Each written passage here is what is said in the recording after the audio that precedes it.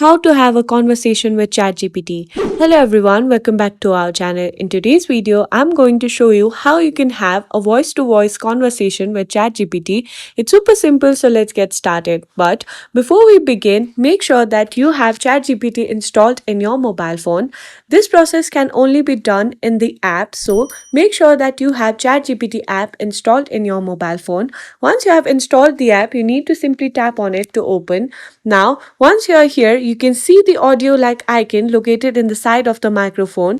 You need to simply go ahead and tap on that. From here, you can go ahead and ask questions to ChatGPT and it will answer you in the voice form. And once you are done with the conversation, you can simply press on the cross icon located in the bottom right corner of your screen. And here you'll be able to see the script of the conversation that you have had before with ChatGPT.